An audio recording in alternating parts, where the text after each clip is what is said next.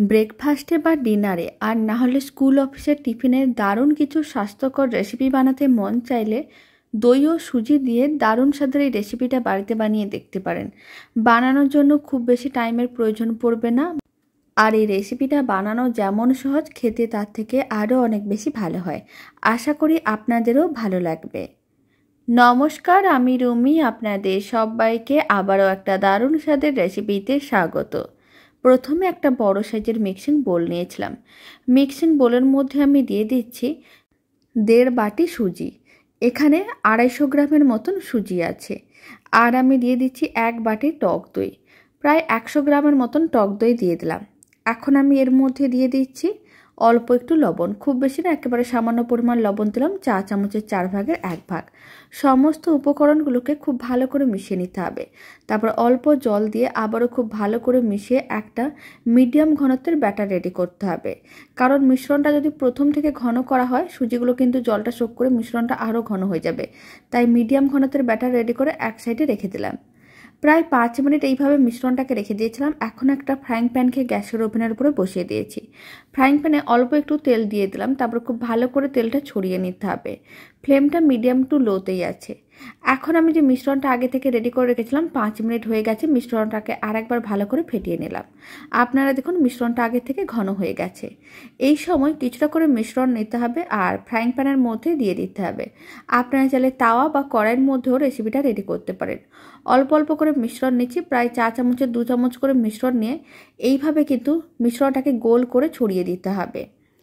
আর আপনারা চাইলে বড় করে একটাও বানাতে পারেন, তবে এখানে আমি ছোট ছোট করে বানাচ্ছি, এতে দেখতেও ভালো লাগে আর বানাতেও সুবিধা হয়। এবার মিশ্রণের ওপরে দিয়ে দিচ্ছি অল্প একটু কুচনো পেঁয়াজ। আর ফ্লেমটা মিডিয়াম টু লোতেই রাখতে হবে, নাহলে একটা দিক অনেক তাড়াতাড়ি রান্না হয়ে যাবে। কুচনো পেঁয়াজটা ছড়িয়ে দেওয়ার পরে এখন আমি দিয়ে দিচ্ছি কেটে রাখা ক্যাপসিকাম। অল্প কয়েকটা ক্যাপসিকামের টুকরো এইভাবে দিয়ে দিতে হবে, এতে দেখতে ভালো লাগবে। ক্যাপসিকামও দেওয়ার পরে এখন আমি দিয়ে দিচ্ছি গ্রেট করে রাখা গাজর। অল্প একটু গ্রেট করা গাজর দিয়ে দিচ্ছি। আপনারা আপনাদের পছন্দ মতন যে কোনো সবজির মধ্যে দিতে পারেন, এতে দেখতেও ভালো লাগে আর খেতেও ভালো লাগে।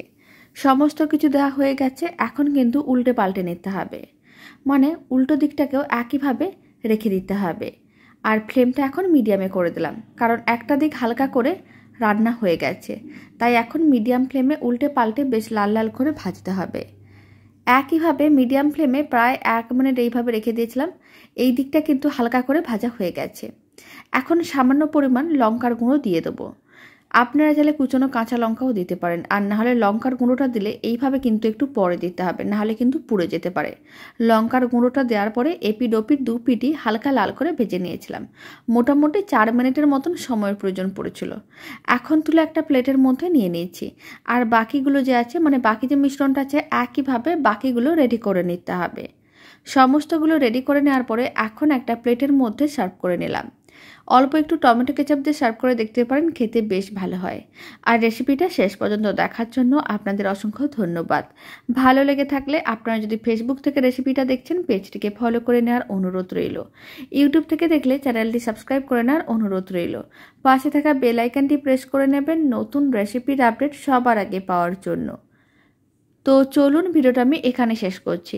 আপনারা সবাই ভালো থাকবেন, সুস্থ থাকবেন। আপনাদের সঙ্গে আবার নতুন রেসিপি নিয়ে দেখা হচ্ছে।